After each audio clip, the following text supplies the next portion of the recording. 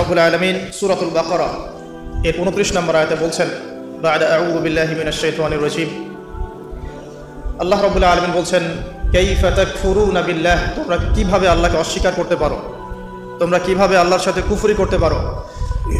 ওয়া কুনতুম আমওয়াতান, তোমরা সবাই ছিলে মৃত, আমরা সবাই ছিলাম মৃত। ফাআহইয়াকুম, অতঃপর আল্লাহ পাক তোমাদেরকে জীবিত করেছেন। সুম্মা ইউমীতুকুম, এই জীবনই শেষ জীবন নয়, এরপর তোমরা আবারও মৃত্যুবরণ করবে। সুম্মা ইউমীতুকুম সুম্মা ইউহয়ীকুম, মৃত্যুবরণের পর আবার তোমাদেরকে আমি জীবিত করব। সুম্মা ইলাইহি তুরজাউন, এবং অতঃপর তোমরা আমার দিকে, আল্লাহর দিকে ফিরে যাবে। সূরাতুল বাকারা এর 29 নম্বর আয়াতে আল্লাহ রাব্বুল আলামিন যা বলতে যাচ্ছেন তা হলো কিভাবে আমরা আল্লাহ রাব্বুল আলামিনকে অস্বীকার করতে পারি, তার অবাধ্য হতে পারি, যখন আমরা ছিলাম মৃত। মানে আল্লাহ রাব্বুল আলামিন আগে সৃষ্টি করেছেন মৃত্যু, তারপরে জীবন, যেমনটা আল্লাহ পাক সূরা মুলকের 1 নম্বর আয়াতে বলেছেন, তাবারাকাল্লাযী বিয়াদিহিল মুলক ওয়া হুয়া আলা কুল্লি শাইইন কাদির আল্লাযী খালাকাল মাউতা ওয়াল হায়াতা, আল্লাযী খালাকাল মাউতা ওয়াল হায়াতা, যিনি সৃষ্টি করেছেন মৃত্যু এবং জীবন। আল্লাহ পাক বলেননি আল্লাযী খালাকাল হায়াতা ওয়াল মাউতা, আল্লাহ বলছেন আল্লাযী খালাকাল মাউতা ওয়াল হায়াতা, যে আল্লাহ পাক মৃত্যু সৃষ্টি করেছেন, তারপর সেখান থেকে জীবন সৃষ্টি করেছেন। কি জন্যে?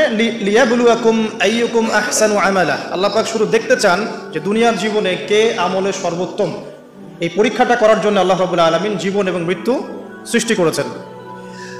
আমরা এটাও জানি যে আল্লাহ রাব্বুল আলামিন যখন আমাদের মায়ের গর্ভে এই রূহটাকে পাঠিয়ে দেন, তার আগে আমরা একটা মাংসের পিণ্ড ছিলাম, আলাক, কোরআনের ভাষায় হচ্ছে আলাক, মানে জমাট বাঁধা রক্তপিণ্ড, এখানে কোনো প্রাণ ছিল না। এরপর আল্লাহ পাকের হুকুমে সেখানে দুজন ফেরেশতা আল্লাহর পক্ষ থেকে রূহ নিয়ে আসেন। যখন ভ্রূণের বয়স হয় 4 মাস 10 দিন, তখন সেখানে ভ্রূণের মধ্যে রূহটাকে ফুঁকে দেওয়া হয় এবং বাচ্চাটা নড়াচড়া শুরু করে। এর আগ পর্যন্ত কিন্তু বেবি নড়াচড়া করে না। এবার এই যে দুনিয়ার জীবনটা আল্লাহ পাক দিলেন, এই জীবনটা দেওয়ার পরে এর হায়াত হবে সর্বোচ্চ 60, 70, 80, 100, 200, 500, 1000 বছর। আল্লাহ পাক ভালো জানেন। আল্লাহ পাক বলছেন এই জীবনটাই তোমাদের একমাত্র জীবন নয়। তোমরা কিভাবে আল্লাহকে অস্বীকার করছো? তোমরা আগে মৃত ছিলে, ওই যে জমাট বাঁধা রক্তপিণ্ড ছিলে। সুম্মা ইউহয়ীকুম, এরপর আল্লাহ পাক তোমাদেরকে জীবন দিলেন, মানে দুনিয়ার জীবন আমরা পেলাম। এটাই চূড়ান্ত জীবন নয়। সুম্মা ইউমীতুকুম, তোমরা আবারও এরপর মৃত্যুবরণ করবে। ওই মৃত্যুর পরে আল্লাহ পাক বলছেন সুম্মা ইউহয়ীকুম, আবারও তোমাদেরকে আমি জীবন দিব। তার মানে 2টা জীবন, 2টা মওত। আর শেষের জীবনের পরে আল্লাহ পাক বলছেন সুম্মা ইলাইহি তুরজাউন, এরপরে আল্লাহ পাক বলেননি যে আবারও জীবন দিব, আবার মৃত্যু দিব। শেষে গিয়ে আল্লাহ পাক বলছেন এরপর তোমরা আমার কাছে ফিরে আসবে। তার মানে কিয়ামতের মাঠে মৃত্যুকে জবাই করে দেওয়া হবে। এটাও হাদিস এসেছে, কিয়ামতের মাঠে যখন সমস্ত মানুষকে আল্লাহ পাক উঠাবেন, হিসাব নিকেশ নেওয়া হবে এবং চুল ছেঁড়া বিশ্লেষণ করা হবে, যার ব্যাপারে নবী সাল্লাল্লাহু আলাইহি ওয়াসাল্লাম বলছেন একটা শিংওয়ালা ছাগল যদি একটা শিং ছাড়া ছাগলকে গুঁতো দিয়ে থাকে অন্যায়ভাবে, কিয়ামতের মাঠে আল্লাহ পাক ওই শিংহীন ছাগলকে শিং দিয়ে বলবেন তুমি গুঁতা মেরে এখন প্রতিশোধ নাও। আর বিচারটা এতটাই সূক্ষ্ম হবে। এরপর আল্লাহ পাক মৃত্যুকে হাজির করবেন একটা প্রাণীর রূপে, একটা পশু বা একটা প্রাণীর রূপে মৃত্যুকে ডেকে আনা হবে এবং একে জবাই করে দেওয়া হবে, মানে মৃত্যুকেও মৃত্যুবরণ করতে হবে। আমি কি বোঝাতে পারছি? এতে করে কি হবে? জান্নাতীদের উৎফুল্ল যে মেজাজ, যে খুশি, এটা আরো বেড়ে যাবে। কারণ তারা বুঝতে পারবে যে এরপরে আর কোনো মৃত্যু নাই, আমরা অনন্তকাল জান্নাতে থাকবো ইনশাআল্লাহ। আর যারা জাহান্নামী, তাদের আক্ষেপ, দুঃখ, কষ্ট, যন্ত্রণা আরো বেড়ে যাবে। কারণ তারা বুঝতে পারবে কাশ যদি মৃত্যু হতো, জাহান্নামে আযাব ভোগ করে মরে যেতাম, মাটি হয়ে যেতাম। সূরা নাবার শেষের দিকে পড়ে দেখবেন, ইয়া লাইতানি কুনতু তুরাবা, হায় আমি যদি আজকে মাটি হয়ে যেতাম। ঠিক আছে? সূরা ফুরকানে আল্লাহ পাক বলছেন তোমরা একটা মৃত্যুকে ডেকো না, বহু মৃত্যুকে ডাকতে থাকো। জাহান্নামীরা মৃত্যুকে ডাকতে থাকবে কিন্তু মৌত হবে না। তো মৃত্যুকেও মৃত্যুর স্বাদ গ্রহণ করতে হচ্ছে। আল্লাহ পাক সূরা বাকারা 29 নম্বর আয়াতে আমাদেরকে একটা জীবন এবং সৃষ্টি দর্শন দিয়েছেন। এখানে এটা হচ্ছে একটা সৃষ্টি দর্শন বা জীবন দর্শন বলতে পারি আমরা। কি সেটা? যে আমরা এখানে কেউ চিরস্থায়ী নই, আমরা একসময় পৃথিবীতে ছিলাম না, একসময় থাকবো না, মাঝখানে একটা সংক্ষিপ্ত সময় আমাদের হাতে আছে। এই সময়টুকুর মধ্যে আমাদের আসবে শৈশব, আমাদের কৈশোর, আমাদের যৌবন, আমাদের বার্ধক্য। এই সময়টুকুর মধ্যেই আমাদের পড়াশোনা, আমাদের রুজি রোজগার, আমাদের পরিবার, আমাদের ব্যবসা বাণিজ্য, আমাদের ইলমি অঙ্গন, আমাদের মুআমালাত, ঠিক আছে, আমাদের আমলের জিন্দেগি, এই সব কিছু এই সময়টুকুর মধ্যেই। লিনাবলুয়াকুম আইয়ুকুম আহসানু আমালা, আল্লাহ পাক এই সময়ের মধ্যে আমাদেরকে একটা পরীক্ষা করছেন যে আমরা আমলের দিক থেকে কে সর্বোত্তম হতে পারে।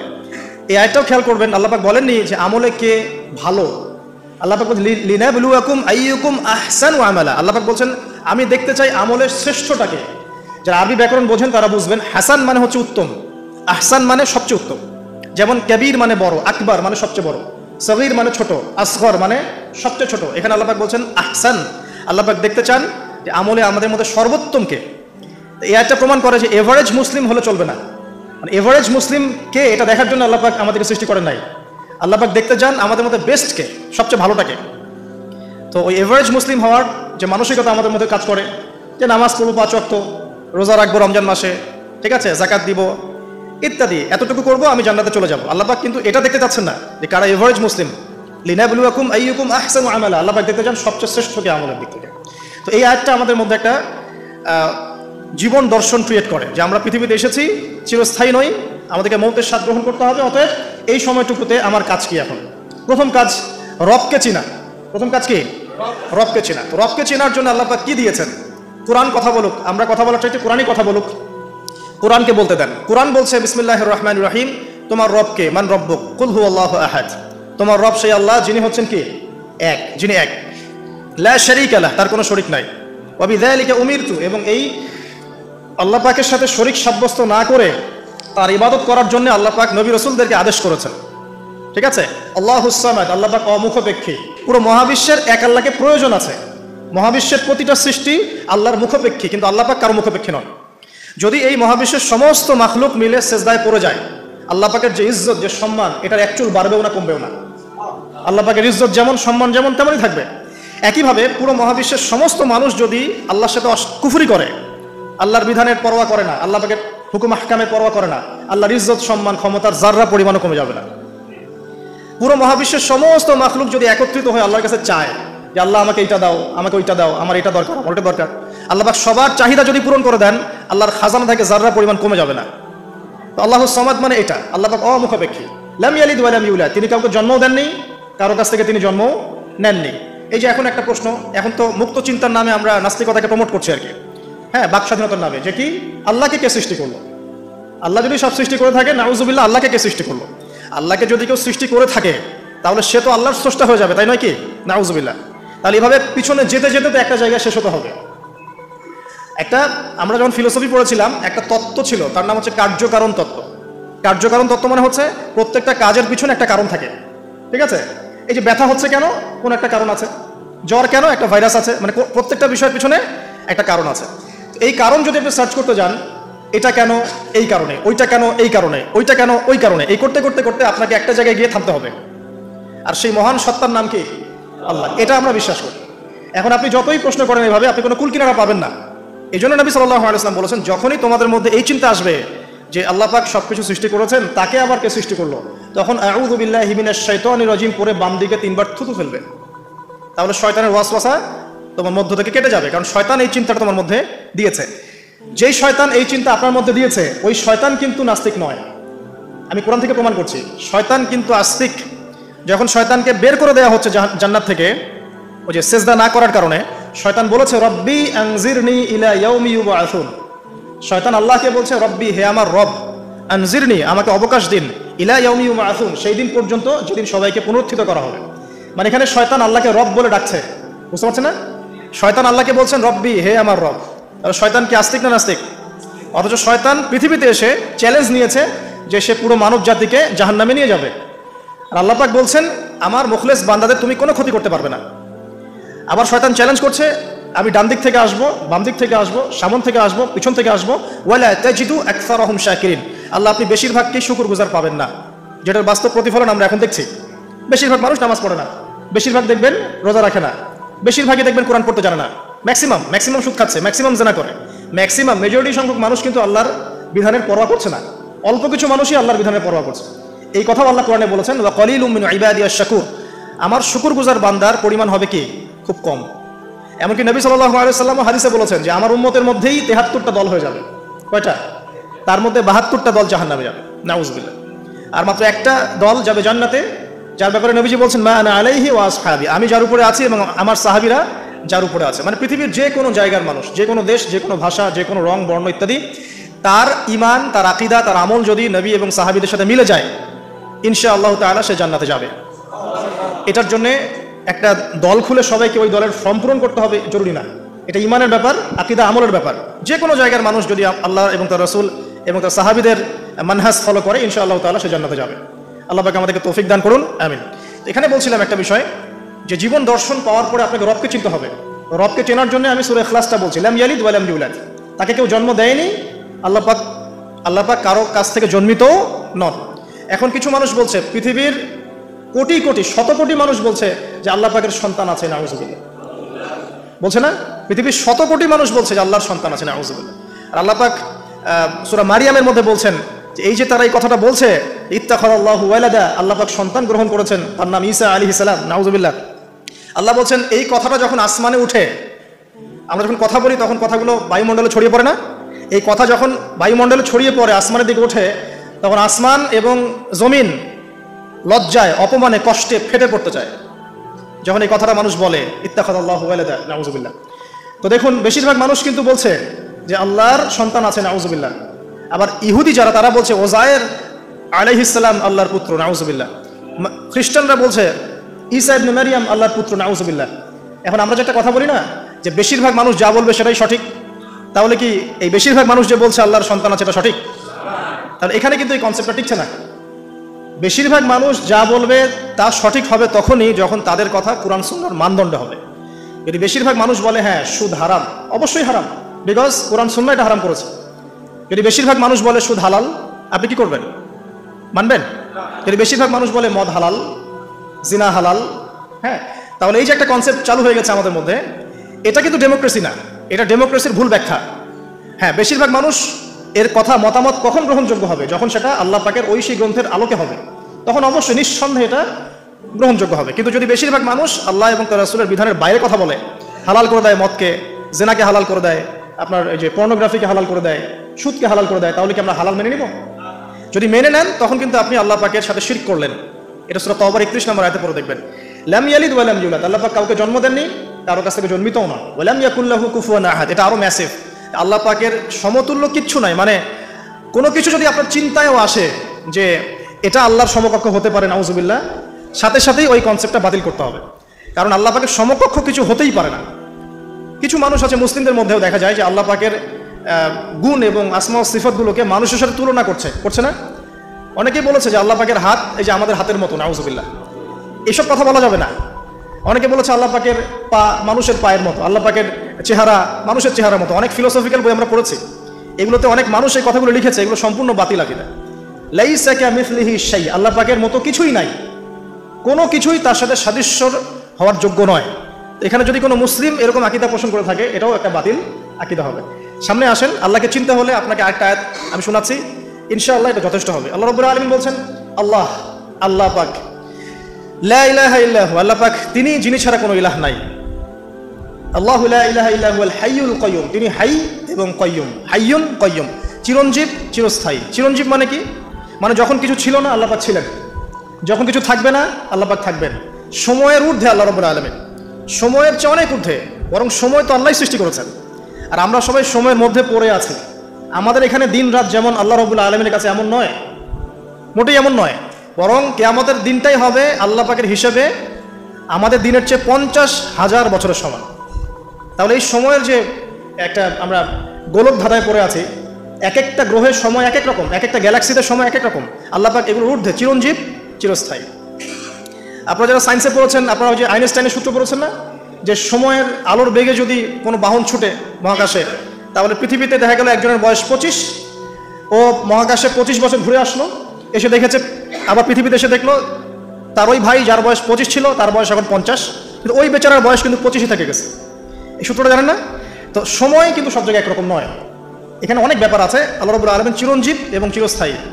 আল্লাহু লা ইলাহা ইল্লা হুয়াল হাইয়ুল কাইয়ুম লা তাখুযুহু সিনাতুন ওয়া লা নাওম, আল্লাহ পাক বলছেন তাকে তন্দ্রাও স্পর্শ করে না, নিদ্রাও স্পর্শ করতে পারে না।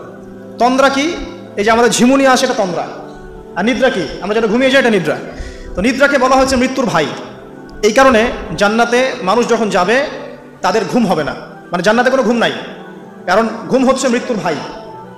তো আল্লাহ পাককে ঘুমও স্পর্শ করতে পারে না এবং ঝিমুনি তন্দ্রাও স্পর্শ করতে পারে না।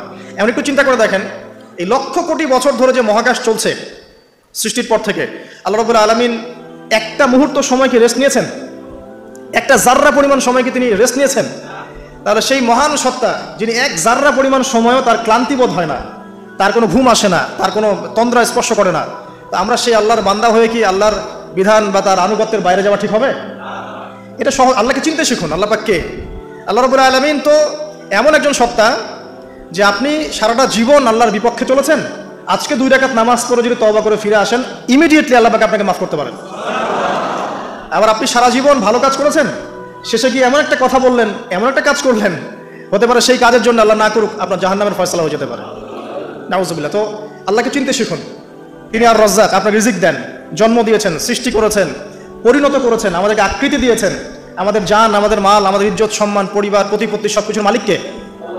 সবকিছুর মালিক আল্লাহ রাব্বুল আলামিন। এই কনসেপ্ট যার মনে ক্লিয়ার, ইনশাআল্লাহ তাআলা তার মনে লা ইলাহা ইল্লাল্লাহ ঠিক আছে। আর যার মনের মধ্যে লা ইলাহা ইল্লাল্লাহ ঠিক আছে, ইনশাআল্লাহ সে একদিন না একদিন জান্নাতে যাবে ইনশাআল্লাহ। আসুন সামনে যাই। লা তাখুযুহু সিনাতুন ওয়া লা নাওম লাহু মা ফিস সামাওয়াতি ওয়া মা ফিল আরদ। আসমান সমূহ, এখানে আসমান একটা আসমান বলা হয়নি, পুরো আসমান সমূহ এবং এই জমিনে যা কিছু আছে সবকিছু কার? আল্লাহ। আসমান সমূহটা বোঝেন। একদিন বলেছিলাম একটা এক্সাম্পল, যে এই পুরো মহাবিশ্বে পৃথিবীর অবস্থানটা কতটুকু। একটা সমুদ্রের কিনারায় যখন আপনি হাঁটবেন, বা আপনাদের এই যে এখানে কি নদী আছে? বালাসী। আচ্ছা, ওই চরের মধ্যেই মনে করেন আপনি হাঁটছেন, ওই চরের মধ্যে একটা বালুর কণার কি পরিমাণ দাম আছে বা কি পরিমাণ অবস্থান আছে? খুব বড় অবস্থান না? অবস্থানই নাই। এই পুরো মহাবিশ্বে পৃথিবীর অবস্থান তার চাইতেও কম। এই যে সৌরজগৎ দেখছেন, এই সৌরজগতের মধ্যে হাজারটা সৌরজগৎ মিলে একটা গ্যালাক্সি হয়, আর এই হাজার হাজার গ্যালাক্সি মিলে একটা আসমান হয়। এরকম করে 7 আসমান, তার উপরে কুরসি, তার উপরে মহাসাগর, তার উপরে আরশ, তার উপরে আল্লাহ রাব্বুল আলামিন। তাহলে চিন্তা করেন যে পৃথিবীতে আমরা কতটুকু অবস্থান নিয়ে আছি। এই সমস্ত কিছু কার সৃষ্টি? আল্লাহ রাব্বুল আলামিনের। এখন সামনে আসেন, লাহু মা ফিস সামাওয়াতি ওয়া মা ফিল আরদ মান যাল্লাযী ইয়াশফাউ ইনদাহু ইল্লা বিইذনিহি। যার এত ক্ষমতা, যে আল্লাহ পাকের এত ক্ষমতা, আল্লাহ পাক বলছেন কে আছে যে তার অনুমতি ছাড়া আল্লাহর সামনে সুপারিশ করতে পারে? এখান থেকে আমাদের আকীদার পরিষ্কার হওয়া দরকার আছে না? আমরা তো অনেক সময় মনে করি যে পীর সাহেব ধরেছি বাস জান্নাতে চলে যাব, নাকি? আমল করার দরকার নাই, বায়াত হয়েছি বাস জান্নাতে চলে যাব, আমার আমলের দরকার নাই। এত সহজ না। আল্লাহ পাক বলছেন কে আছে যে আমার কাছে সুপারিশ করবে আমার অনুমতি ছাড়া? আল্লাহ পাকের অনুমতি না পেয়ে কেউ এই কাজ করতে পারবে?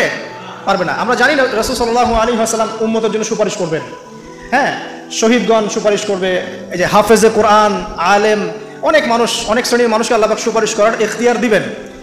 কেন দিবেন? বিকজ আল্লাহ পাক তাদের আমলে সন্তুষ্ট এবং আল্লাহ পাক তাদেরকে সম্মানিত করবেন সবার উপরে।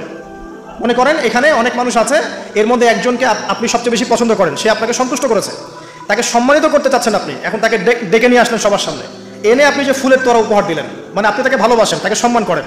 এখন সে আপনাকে যদি কিছু বলে যে আমার অমুক ভাই আছে, সেও মাশাআল্লাহ এই পথে চেষ্টা করছে, আপনি তাকে একটু সুযোগ দেন, তখন আপনি কিন্তু ওকে সুযোগ দিবেন। এইটা সুপারিশ। মানে বিষয়টা হচ্ছে যে যখন আল্লাহ রাব্বুল আলামিন কিছু মানুষের উপর সন্তুষ্ট হবেন, তখন গিয়ে আল্লাহ রাব্বুল আলামিন তাদেরকে সুপারিশ করার ইখতিয়ার দিবেন। কিন্তু আল্লাহ পাকের অনুমতি ব্যতীত এই কাজটা কেউ করতে পারবে না। এটা আমাদের কনসেপ্ট ক্লিয়ার থাকা উচিত। মান যাল্লাযী ইয়াশফাউ ইনদাহু ইল্লা বিইذনিহি ইয়ালামু মা বাইনা আইদিহিম ওয়া মা খালফাহুম। আল্লাহ পাক সেই সত্তা, আপনার রব সেই সত্তা যিনি সামনের এবং পিছনের খবর জানেন, মানে অতীত, বর্তমান, ভবিষ্যৎ সব জানেন। আদম আলাইহিস সালাম সৃষ্টি হওয়ার প্রথম দিন কি খেয়েছেন আল্লাহ পাক এখন জানেন। কথা বুঝতে পারছেন না? আমরা জানি? কোন ইতিহাসের বই আমাদেরকে সলিউশন দিতে পারবে?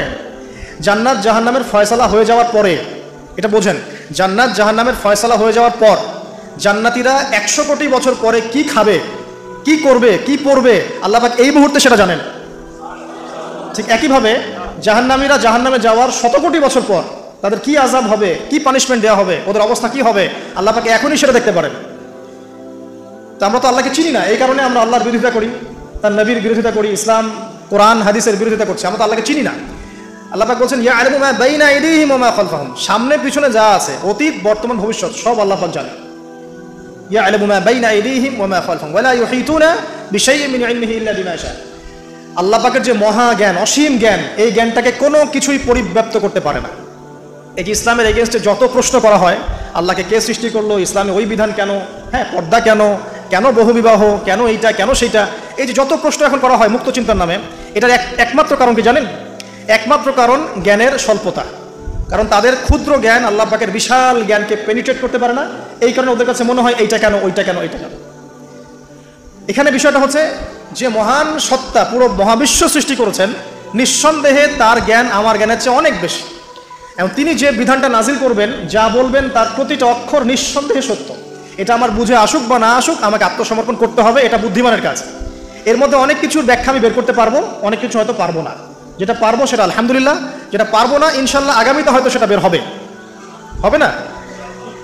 কোরআন দিয়ে প্রত্যেকটা যুগ এবং জিজ্ঞাসার জবাব দেওয়া হয়েছে না। এখন হয়তো ওয়ার্ল্ডে এমন নতুন নতুন কিছু মাসালা এসেছে যেগুলো এখন পর্যন্ত আবিষ্কৃত হচ্ছে না, হয়তো সামনের দিনগুলোতে দেখবেন ঠিকই এগুলো আবিষ্কার হয়েছে। দেখবেন হয়তো কয়েকদিন পর যদি নাসা বলে যে হ্যাঁ জান্নাত জাহান্নাম বলে কিছু আছে, আমরা দেখেছি, ওরা এখন বলছে না মহাবিশ্ব এখানে প্রাণ আছে, এই আছে সেই আছে, মানুষ বিশ্বাস করছে। কয়েকদিন পর যদি তারা এই কথাটা বলে, তখন দেখবেন সারা বিশ্বের মানুষ বিনা বাক্যে বিশ্বাস করবে। তো যেটা আগামীতে হবে সেটা আল্লাহ পাক আগেই জানিয়ে দিয়েছেন। তো প্রকৃত মুসলিম এবং বুদ্ধিমান মুসলিম সে যে নিঃশর্তভাবে আল্লাহ পাকের এই বিধানগুলোকে মেনে চলে, এখানে কোনো প্রশ্ন করতে যায় না। কারণ সে জানে আমার জ্ঞানটা সসীম, আল্লাহ পাকের জ্ঞান অসীম। ক্ষুদ্র জ্ঞান কখনো আল্লাহর মহাজ্ঞানকে পেনিট্রেট করতে পারে না। এটা আল্লাহ পাক বলছেন যে আল্লাহর মহাজ্ঞানকে কোনো সত্তাই পরিবেষ্টন করতে পারবে না, ইল্লা বিমা শাআ। যতটুকু জ্ঞান তিনি দিতে চান এতটুকু বাদ দিয়ে, যতটুকু জানিয়েছেন এতটুকু বাদ দিয়ে আমরা জানি না। যেমন কিয়ামতের অনেক সাইনের কথা বলা আছে না, এক্স্যাক্টলি কোন দিনে কিয়ামত হবে কেউ বলতে পারবে? পারবে না। আল্লাহ পাক যতটুকু চান এতটুকু আমরা জানি। ইয়ালামু মা বাইনা আইদিহিম ওয়া মা খালফাহুম ওয়া লা ইউহিতুনা বিশাইইন মিন ইলমিহি ইল্লা বিমা শাআ ওয়াসিআ কুরসিয়ুহু আস-সামাওয়াতি ওয়াল আরদ। আল্লাহ পাক বলেন এই মহাবিশ্বকে আল্লাহ পাকের কুরসিটা ঘিরে রেখেছে। এই কুরসি কিন্তু আরশ নয়, এই কুরসি পুরো মহাবিশ্বকে ঘিরে রেখেছে। এর উপরে আছে মহাসাগর, তার উপরে আছে আরশে আযীম। ঠিক আছে, ওয়াসিআ কুরসিয়ুহু আস-সামাওয়াতি ওয়াল আরদ ওয়া লা ইয়াউদুহু হিফযুহুমা ওয়া হুয়াল আলিয়্যুল আযীম। এবং এই পুরো মহাবিশ্বকে পরিচালনা করতে বা নিয়ন্ত্রণ করতে আল্লাহ পাকের যাররা পরিমাণও কোনো কষ্ট হয় না। তো এই হচ্ছে আপনার রব, যে রব আপনাকে সৃষ্টি করেছেন এবং দুনিয়াতে একটা হায়াত দিয়েছেন, এবং আপনাকে তিনি মৃত্যু দিবেন, এরপর আবার পুনরুজ্জীবিত করবেন, তারপর বিচার ফয়সালা হবে, এরপর হয় জান্নাত না হলে জাহান্নাম। না, আপনি আপনার রবকে চিনতে শিখুন, তাহলে ইনশাআল্লাহ তাআলা এটা আপনার জন্য সহজ হবে আল্লাহর আনুগত্য করা, তার দাসত্ব করা। এরপর কি আল্লাহ পাক কি করলেন? আল্লাহ রাব্বুল আলামিন রবকে চিনতে শেখানোর পরে আমাদেরকে পৃথিবীতে পাঠিয়েছেন। পৃথিবীতে পাঠিয়েই কি আল্লাহ পাক আমাদেরকে ছেড়ে দিয়েছেন? না, আল্লাহ রাব্বুল আলামিন ঐশী গ্রন্থ নাজিল করেছেন, এবং এই ঐশী গ্রন্থটাই হচ্ছে সত্য মিথ্যার চূড়ান্ত মানদণ্ড। এখন রবকে চেনার পরে আপনাকে চিনতে হবে সত্য কোনটা, মিথ্যা কোনটা। কারণ আপনাকে জীবনে এখন চলার পথে অনেক কিছু ফেস করতে হবে। ফেস করতে গিয়ে হয় সত্যের পথে যাবেন, না হলে মিথ্যার পথে যাবেন। তাহলে আপনার আগে চেনার দরকার আছে কোনটা সত্য কোনটা মিথ্যা। এটার অ্যান্সারও কে দিবে? কোরআন দিবে। কোরআন বলছে সূরা কাহফের 29 নম্বর আয়াতে যে ওয়াকুলিল হাক্কু মির রাব্বিকুম। হে নবী মুহাম্মদ সাল্লাল্লাহু আলাইহি ওয়াসাল্লাম, আপনি বলে দিন যে সত্য সেটাই, হক সেটাই যা আপনার রবের পক্ষ থেকে নাজিল হয়। তার মানে যখন তাওরাত নাজিল হয়েছিল সেটাই হক ছিল, যখন জাবুর নাজিল হয়েছে ওটাই কিন্তু হক ছিল, ইনজিল নাজিলের সময় ইনজিল হক ছিল। এখন কোরআন নাজিল হয়েছে, কিয়ামত পর্যন্ত কোনো নবীও আসবেন না, আর কোনো কিতাবও আসবে না। তাহলে কোরআন এবং এর ব্যাখ্যা সুন্নাহই হচ্ছে সত্য মিথ্যার চূড়ান্ত মানদণ্ড। এখন দুনিয়াতে চলার পথে আপনি এখন একটা গাইডেন্স পেলেন। আমি যখন রবকে চিনেছি, রবকে পেতে হবে, রবের কাছে ফিরতে হবে, জান্নাতে যেতে হবে, আমার গাইডেন্স লাগবে। গাইডেন্স কি পেলেন? কোরআন এবং হাদিস। এটাই হচ্ছে সত্যের চূড়ান্ত মানদণ্ড। আল্লাহ পাক অন্য আয়াতে বলেছেন ওয়াকুলিল হাক্কু মির রাব্বিকুম ফালা তাকুনান্না মিনাল মুমতারিন। জেনে রাখো যে সত্য আল্লাহর পক্ষ থেকে আসে এবং তোমরা সন্দেহবাদীদের অন্তর্ভুক্ত হইও না। কোরআন সম্পর্কে আল্লাহ পাক এমন কথা বলেছেন সূরা হামিম সিজদার মধ্যে, তানজিলুম মিন হাকিমিন হামিদ। এই কোরআন হচ্ছে এমন একটা সত্তার পক্ষ থেকে এসেছে যে সত্তা হচ্ছে প্রশংসিত এবং মহিমান্বিত। লা ইয়াতিহিল বাতিলু মিন বাইনি ইয়াদাইহি ওয়ালা মিন খালফিহি। কোরআন এমন একটা কিতাব যার ডান বাম সামন পিছন কোনো দিক থেকেই বাতিল তাকে স্পর্শ করতে পারে না। সুবহানাল্লাহ। তো আপনি একটা গাইডেন্স পেলেন যে কি ফলো করবেন আপনি। ঠিক আছে, আল্লাহ পাক এটা কিন্তু সূরা বাকারাতে বলেছেন কুল নাহবিতু মিনহা জামিআ, তোমরা পৃথিবীতে নেমে যাও। ফাইম্মা ইয়াতিয়ান্নাকুম মিন্নি হুদান, তোমাদের কাছে আমার পক্ষ থেকে হেদায়েত আসবে। ফামান তাবিআ হুদায়া, যারা আমার হেদায়েত মেনে চলবে, ফালা খাউফুন আলাইহিম ওয়ালা হুম ইয়াহজানুন, তাদের কোনো ভয় নাই, কোনো দুশ্চিন্তাও নাই। ওয়াল্লাযীনা কাফারু ওয়া কাযযাবু বিআয়াতিনা, যারা কুফরি করবে এবং আমার আয়াতকে মিথ্যা প্রতিপন্ন করবে, উলাইকা আসহাবুন নার, এরা হবে জাহান্নামের অধিবাসী, হুম ফিহা খালিদুন। তাহলে আপনি গাইডেন্স কিন্তু পেয়ে গেলেন। কোত্থেকে আসবে গাইডেন্স? আছে না নাই? অনেকেই বলে কোরআনই যথেষ্ট, হাদিসের প্রয়োজন নাই। মূল কথা হচ্ছে এই যে এই কথার মধ্য দিয়ে আপনি কোরআনকে অস্বীকার করেছেন। আমি আপনাকে দেখাচ্ছি সূরা হাশরের 7 নম্বর আয়াতে আল্লাহ পাক বলছেন যে রাসূল যা দেন, ওয়া মা আতাকুমুর রাসূলু ফাখুযুহু, রাসূলুল্লাহ সাল্লাল্লাহু আলাইহি ওয়াসাল্লাম তোমাদেরকে যা দেন তোমরা সেটা গ্রহণ করো। ওয়া মা নাহাকুম আনহু ফান্তাহু, এবং রাসূল সাল্লাল্লাহু আলাইহি ওয়াসাল্লাম যা থেকে বিরত থাকতে বলেছেন বিরত থাকো। এই যে রাসূল যা দেন, রাসূল যা বিরত থাকতে বলেন, এটা কোথায় আছে? হাদিসে। তাহলে আপনি যদি হাদিস না মানেন তাহলে কোরআনের এই আয়াতটি ফলো করতে পারছেন না।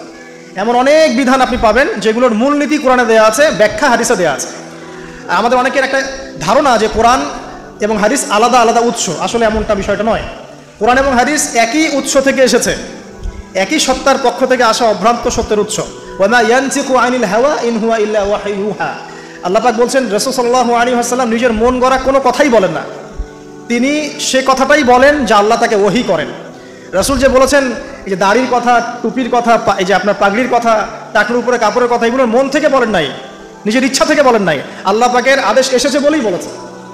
প্রতিটা কথাই আল্লাহর ওয়াহী। এই কারণে এখানে কোরআন এবং হাদিস দুটো শাস্ত্র হয়েছে, আলটিমেটলি দুটোই কিন্তু একই উৎস থেকে আসা।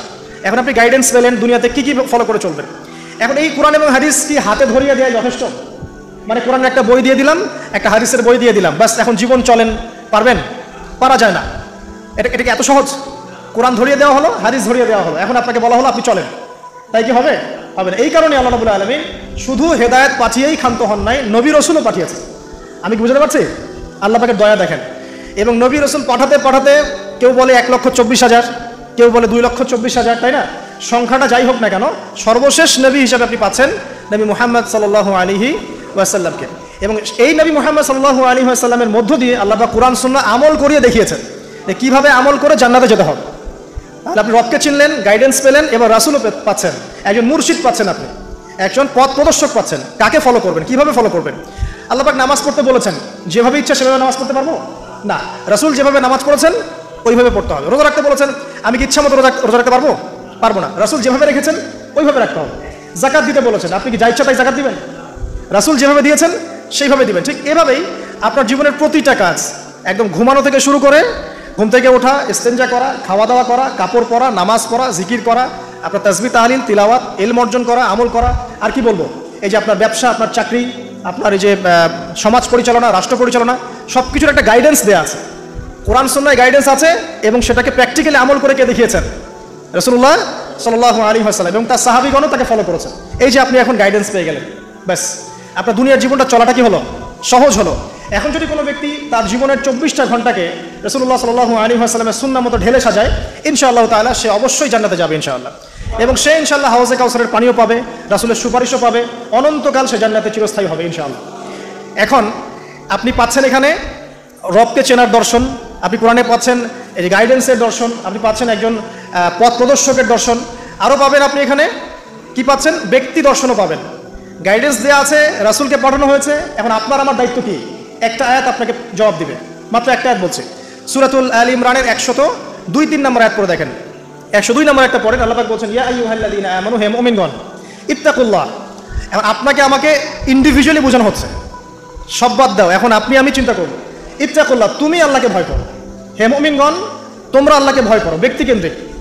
ইত্তাকুল্লাহ হাক্কা তুকাতিহি, এমনভাবে ভয় করো যেভাবে ভয় করা দরকার, মানে পরিপূর্ণ তাকওয়া অবলম্বন করো।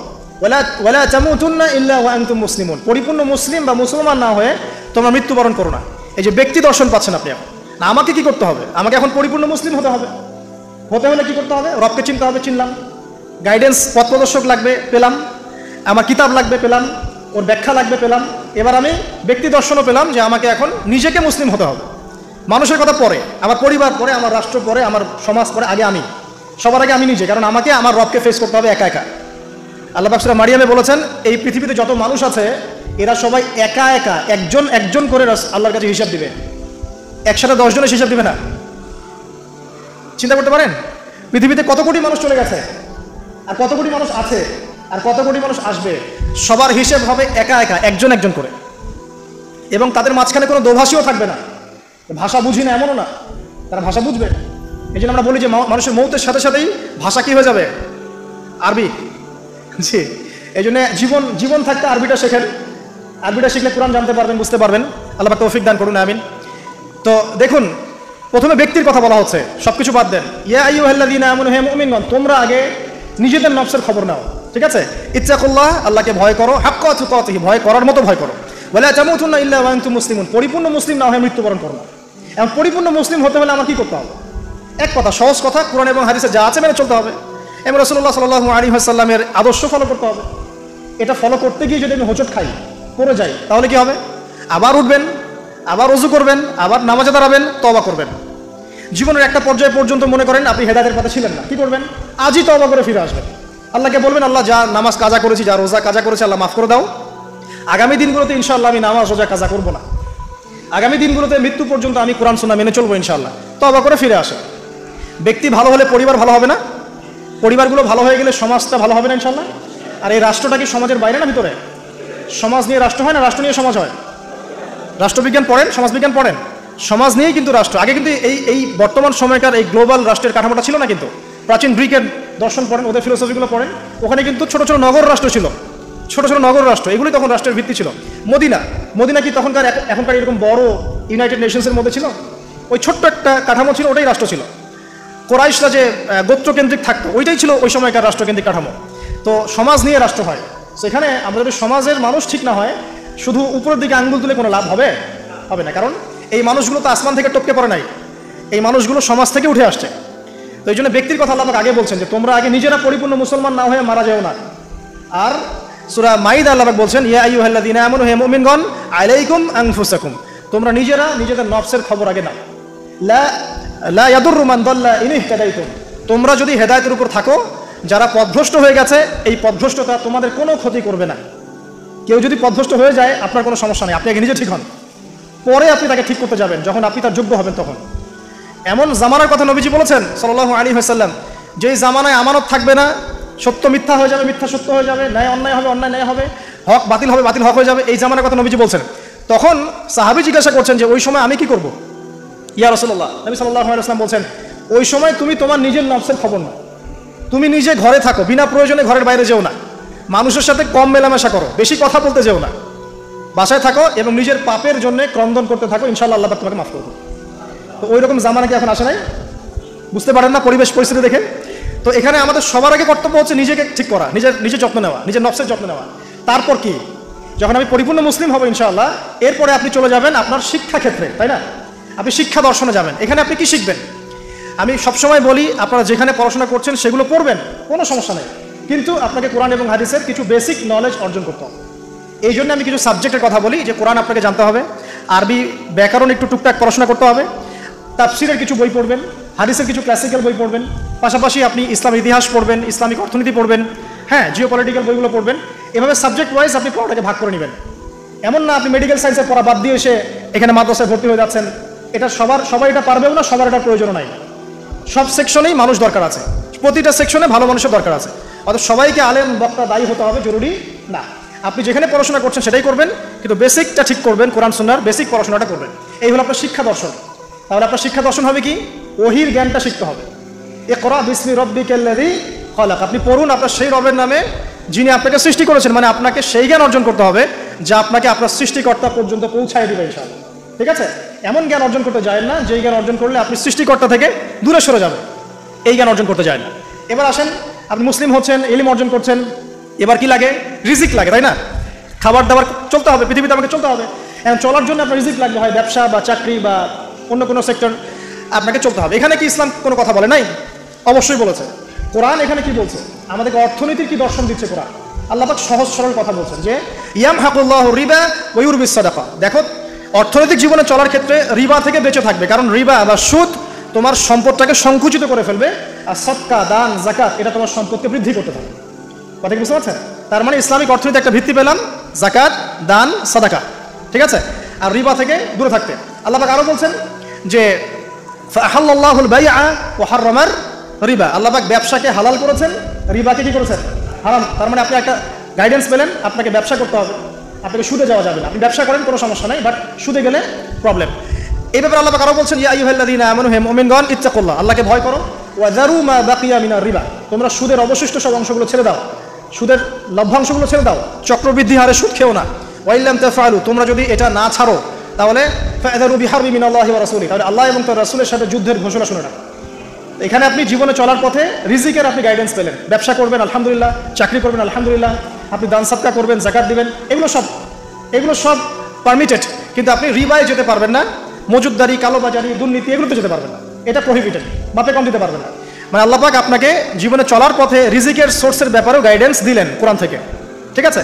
তো এখানে আমরা ইনশাআল্লাহ তাআলা যারা সুদের সাথে সম্পৃক্ত আছি আজকে তওবা করে ফিরে আসবো ইনশাআল্লাহ, কারণ আপনার তাকদিরে যে রিজিকটা আছে এই রিজিক না শেষ করে আপনি পৃথিবী থেকে বিদায় নেবেন না।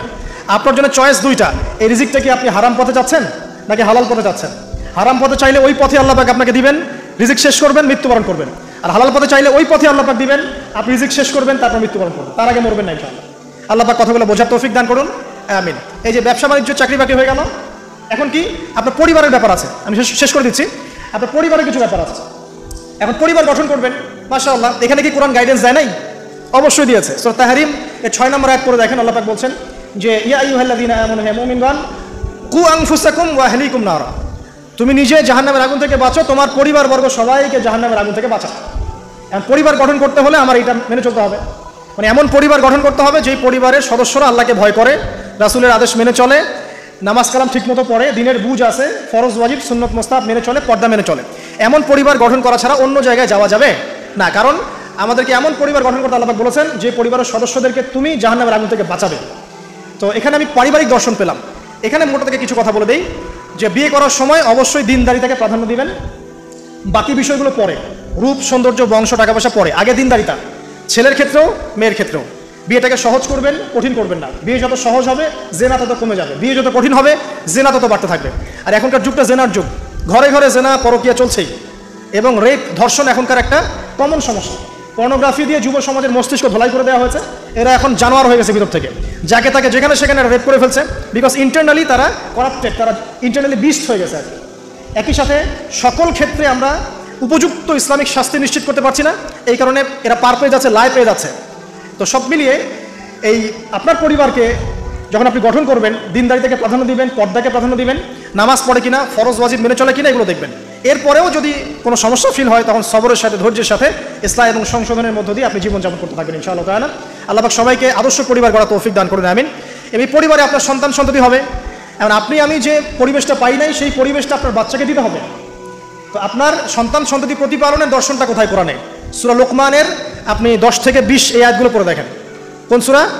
সূরা লোকমানের 10 থেকে 20 এই আয়াতগুলো পড়ে দেখেন। আল্লাহ রাব্বুল আলামিন এখানে পুরো গাইডেন্স দিয়ে দিয়েছে, বাচ্চাকে কিভাবে মানুষ করবেন, কি শিখাবেন, কি শিখাবেন না, সব। লোকমান আলাইহিস সালাম তার বাচ্চাকে শেখাচ্ছেন শিরক করো না, সৎ কাজের আদেশ দিও, অসৎ কাজে নিষেধ করো, সবর করো, মানুষ ভালো মন্দ বলবে তখন সবর করো, পিতামাতার অবাধ্য হয়েও না, ঠিক আছে? তবে পিতামাতা যদি তোমাকে আল্লাহর বিরুদ্ধে নিয়ে যায় তখন তাদের সাথে সবরের সাথে আচরণ করো, কিন্তু তাদের সাথে কটু আচরণ করো না, তাদের কথা মেনে নিও না। যদি তারা তোমাকে শিরক করতে বলে ওদের কথা মেনে নিও না, কিন্তু তাদের সাথে ভালো আচরণ করো। তো এখানে আপনাকে পুরো গাইডেন্স দেওয়া হবে কীভাবে আপনি সন্তান প্রতিপালন করবেন। এছাড়া এখনকার প্যারেন্টিংয়ের অনেক বই আছে, এগুলো কিনবেন, ইসলামিক ফ্যামিলি গড়ে তোলেন, আল্লাহ পাক তৌফিক এনায়েত করুন, আমিন। সর্বশেষে যে বিষয় যে এরপর আপনি সমাজে চলাফেরা করছেন, তো সমাজ নিয়ে কি ইসলাম কোনো কথা বলে নাই? এক বাক্যে আমি বলছি সমাজের বিষয়গুলো কোথায় আছে। কুরআনুল কারীমের মধ্যে একটা সূরা আছে, সূরাতুল হুজুরাত। কোন সূরা? সূরা হুজুরাত। এই সূরা হুজুরাতটা পুরো বাসায় গিয়ে পড়ে ফেলেন, দেখবেন একটা সমাজ কিভাবে চলবে বা চলা উচিত আল্লাহ পাক এখানে সব কিছু বলেছেন, একটা বিষয় আল্লাহ পাক বাদ দেন নাই। শুধুমাত্র এই সূরার উপর যদি এই বাংলার এই মুসলিম সমাজ আমল করতে পারে, ইনশাআল্লাহ এই সমাজে কোনো অন্যায় অবিচার জুলুম থাকবে না ইনশাআল্লাহ আযজা ওয়া জাল্লা, এবং ইনশাআল্লাহ পুরো সোসাইটি মিলেই জান্নাতে যাবে ইনশাআল্লাহ তাআলা। আমরা আমাদের সমাজকে ভালোবাসবো, অবশ্যই দেশকে ভালোবাসবো, এবং আমরা চাবো যে আমাদের পুরো কমিউনিটি নিয়ে যেন আমরা আল্লাহর সাথে সাক্ষাৎ করতে পারি, জান্নাতে যেতে পারি। এই কারণে আমাদের উপর নৈতিক দায়িত্ব যে কোরআন থেকে এই সলিউশনগুলো মানুষের সামনে তুলে ধরা।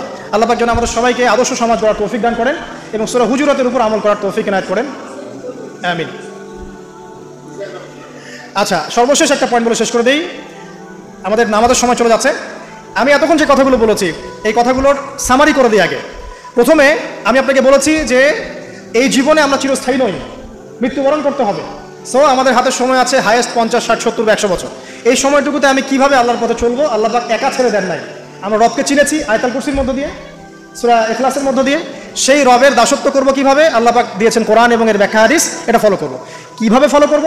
নবী সাল্লাল্লাহু আলাইহি ওয়াসাল্লামের আদর্শ অনুযায়ী ফলো করব, সাহাবীদের মতো করে ফলো করব ইনশাআল্লাহ। এরপর কি হবে? এরপর আমি ব্যক্তি জীবনকে আগে সমৃদ্ধ করব, আমার ব্যক্তি জীবনে আমি জ্ঞান অর্জন করব, আমল করব, তাজকিয়া অর্জন করব, আমার ব্যক্তি জীবনটাকে আমি ইসলামের পথে উৎসর্গ করব। এরপরে কি? এরপর আমি চলে যাব অর্থনীতিতে, আমার ব্যবসা বাণিজ্যের প্রয়োজন আছে, আমি ব্যবসা বাণিজ্যের ক্ষেত্রে হালাল হারাম মেনে চলবো, ইকোনমিক সেকশনে আমি হালাল হারাম মেনে চলবো, আল্লাহর বিধান মেনে চলবো। শিক্ষাক্ষেত্রে আমি আল্লাহর ওহীর জ্ঞান অর্জন করব। এরপর পরিবার গঠন করব, সেখানেও আমি ইনশাআল্লাহ তাআলা আদর্শ ইসলামিক পরিবার গড়ে তোলার চেষ্টা করব। এরপর সমাজ যদি গঠন করতে হয় তখন আমি গিয়ে সূরা হুজুরাতের সাহায্য নিব, এর মধ্য দিয়ে ইনশাআল্লাহ আমি একটা আদর্শ সমাজের রোল মডেল পাবো। আর সর্বশেষ যেটা হলো আরও বড় সেকশন, যে পররাষ্ট্রনীতির কথা বলছেন, রাষ্ট্রীয় কথাগুলো বলছেন, বিচারের কথাগুলো বলছেন, এই প্রতিটা বিষয়ের হেদায়েতও কোরআনে দেয়া আছে। এখন এই যুগে, এই সময়ে, এই একবিংশ শতাব্দীতে এসে এই পশ্চিমাদের দৌরত্বের এই যুগে আমরা এটা কতটুকু করতে পারবো আমরা জানি না, কিন্তু জেনে রাখা ভালো। জাস্ট জানার জন্য বলছি, আল্লাহ রাব্বুল আলামিন কুরআনুল কারীমের মধ্যে বলেছেন যে ইয়া দাউদ, হে দাউদ, সূরা সাদের 26 নম্বর আয়াতে আল্লাহ পাক বলেছেন, ইয়া দাউদ, হে দাউদ, ইন্না জাআলনাকা খলিফাতান ফিল আরদ, হে দাউদ আমি তোমাকে পৃথিবীতে খলিফা করেছি। আল্লাহর খলিফাকে, যে আল্লাহ রাব্বুল আলামিনের বিধান মেনে চলে সেই তো আল্লাহর খলিফা। হে দাউদ আমি তোমাকে পৃথিবীতে খলিফা করেছি, তোমার কাজ কি? ফাহকুম বাইনান নাসি বিল হক, তোমার কাজ হচ্ছে মানুষের মধ্যে হকের মানদণ্ডে বিচার ফয়সালা করবে। আর হক কি আমি কিন্তু আগে বলেছি সূরা কাহফ 29 নম্বর আয়াতে, যে হক সেটাই যেটা আল্লাহর পক্ষ থেকে নাজিল হয়। এই মানদণ্ডে তুমি মানুষের মাঝখানে বিচার ফয়সালা করবে। ওয়ালা তাত্তাবিউল হাওয়া, এবং তুমি তোমার প্রবৃত্তির দাসত্ব করবে না। ফায়ুদিল্লাকা আন সাবিলিল্লাহ, তাহলে এটা তোমাকে আল্লাহর পথ থেকে সরিয়ে নিয়ে যাবে। ইন্নাল্লাযীনা ইউদিল্লুনা আন সাবিলিল্লাহ, নিশ্চয়ই যারা আল্লাহর পথ থেকে বিচ্যুত হয়ে যায়, লাহুম আযাবুন শাদীদ, তাদের জন্য আছে প্রচন্ড যন্ত্রণাদায়ক শাস্তি। বিমা নাসু ইয়াউমাল হিসাব, এই কারণে যে তারা হিসাবের দিনটা ভুলে গিয়েছে। এখানে আমরা একটা দর্শন পেয়ে গেলাম যে আমাদেরকে যদি আল্লাহ রাব্বুল আলামিন বড় লেভেলে নিয়ে যান, তখন আপনাকে কি ফলো করে সমাজ, রাষ্ট্র এবং পলিটিক্যাল অ্যাফেয়ার্সগুলো ডিল করতে হবে। জানি আমি আপনাদের চেয়ে খুব ভালো করে জানি যে এটা বর্তমান বিশ্বে অলমোস্ট ইম্পসিবল। বর্তমান বিশ্বের যে কাঠামো, ঈসা ইবনে মারইয়াম এবং মাহদী আসার আগ পর্যন্ত এটা ইম্পোজ করা অলমোস্ট ইম্পসিবল। তারপরে আমরা জেনে রাখছি, বিকজ এটা জানার অধিকার তো আপনাদের আছে। আল্লাহ পাক সূরা মাইদা আরো বলেছেন, ওয়া মান লাম ইয়াহকুম বিমা আনজালাল্লাহু ফাউলাইকা হুমুল কাফিরুন। সূরা মাইদা পড়েন 44, 45, 47 তিনটা আয়াত পড়বেন। আল্লাহ পাক বলছেন, যে ব্যক্তি বা যারাই আল্লাহ পাকের নাজিলকৃত বিধান অনুযায়ী ফয়সালা করছে না, তারা জালেম, তারা ফাসিক, তারা কাফের। আল্লাহ পাক বলেছেন, আমার কথা নয়। আল্লাহ পাক আরো বলছেন, যখন তোমরা পলিটিক্যাল অ্যাফেয়ার্সে যাবে, ওয়ালা তাত্তাখিদুল ইয়াহুদা ওয়ান নাসারা আউলিয়া, তোমরা ইহুদি এবং নাসারাদেরকে বন্ধু রূপে গ্রহণ করো না। এই আয়াতটা তেলাওয়াত করলে আমাদের মিডল ইস্টের যারা আছে শাসকরা, তাদের কলিজা কাঁপা শুরু হয়ে যায়। আল্লাহ পাক বলেছেন, ইয়া আইয়ুহাল্লাযীনা আমানু, হে মুমিনগণ, লা তাত্তাখিদুল ইয়াহুদা ওয়ান নাসারা আউলিয়া, তোমরা ইহুদি এবং নাসারাদেরকে বন্ধু রূপে গ্রহণ করো না। কেন গ্রহণ করো না? বা'দুহুম আউলিয়া ও বা'দ, এরা একে অপরের বন্ধু। ওয়া মান ইয়াতাওয়াল্লাহুম মিনকুম, তোমাদের মধ্যে কেউ যদি ওদের দিকে মুখ ফিরায়, ফাইন্নাহু মিনহুম, সে তাদের অন্তর্ভুক্ত। ইন্নাল্লাহা লা ইয়াহদিল কওমাজ যালিমিন, আল্লাহ পাক এই জালেমদেরকে হেদায়েত করেন না। সেরকম অনেক আয়াত কোরআনে আছে। এখানে যখন আল্লাহ পাক ওই লেভেলে মানুষকে নিয়ে যাবে, তখন তার উচিত হবে, যদি তার সামর্থ্য থাকে, ক্ষমতা থাকে, তাহলে আল্লাহ রাব্বুল আলামিনের সেই বিধানগুলোকে ইম্পোজ করা, যেটা আমি বলে দিলাম এই দাজ্জালীয় সভ্যতার যুগে এটা অলমোস্ট ইম্পসিবল। তারপরেও যে ন্যায়ের কথা বলা হয়, যতটুকু পারা যায় অতটুকুর মধ্যেই আল্লাহ রাব্বুল আলামিনের হক, ন্যায়, যেটা আমাদের সমাজে চলে কল্যাণকর, এই ডিসিশনগুলো নিতে কোনো আপত্তি নেই। আল্লাহ রাব্বুল আলামিন আমাদের ঊর্ধ্বতন কর্তৃপক্ষ যারা আছে সবাইকে শক্তিশালী করুন, আমরা দোয়া করি, এবং তাদেরকে আল্লাহ রাব্বুল আলামিনের কোরআন এবং হাদিস বোঝার তৌফিক দান করুন। সরাসরি না হলেও টেকনিক্যালি ইসলামের বিধানগুলোকে ইম্পোজ করার তৌফিক আল্লাহ সবাইকে দান করুন, আমিন। আল্লাহ রাব্বুল আলামিন আমরা সবাইকে মাফ করে দিন। এই দুনিয়ার জীবনটা যেন আমরা আল্লাহর আনুগত্যে কাটাতে পারি, আল্লাহ সেই তৌফিক আমরা সবাইকে দান করুন। এবং আমরা আরও বলছি যে আল্লাহ রাব্বুল আলামিন আমাদেরকে কোরআন সুন্নাহর জ্ঞানী হওয়ার তৌফিক দান করুন, বেশি বেশি করে আমল করার তৌফিক দান করুন, আদর্শ ইসলামিক পরিবার গড়ার তৌফিক দান করুন। পাশাপাশি আমাদেরকে যারা রিজিকের সমস্যায় ভুগছি, হালাল রিজিকের সোর্স যাদের জুটছে না, আল্লাহ পাক এই বেকারত্ব দূর করে দিন এবং হালাল রিজিকের পথ প্রশস্ত করে দিন, আল্লাহুম্মা আমিন। আমাদের সমাজটাকে আল্লাহ রাব্বুল আলামিন কোরআনের কাঠামোতে করে তোলার তৌফিক দান করুন, এবং আল্লাহ পাক আমাদের ঊর্ধ্বতন কর্তৃপক্ষ যারা আছে সবাইকে শক্তিশালী করুন, যাতে করে তারা ইসলামের কল্যাণে কাজ করতে পারেন, আমিন। সুবহানাকাল্লাহুম্মা ওয়া বিহামদিকা, আশহাদু আল্লা ইলাহা ইল্লা আনতা, আস্তাগফিরুকা ওয়া আতুবু ইলাইক। আসসালামু আলাইকুম ওয়া রাহমাতুল্লাহি ওয়া বারাকাতুহু।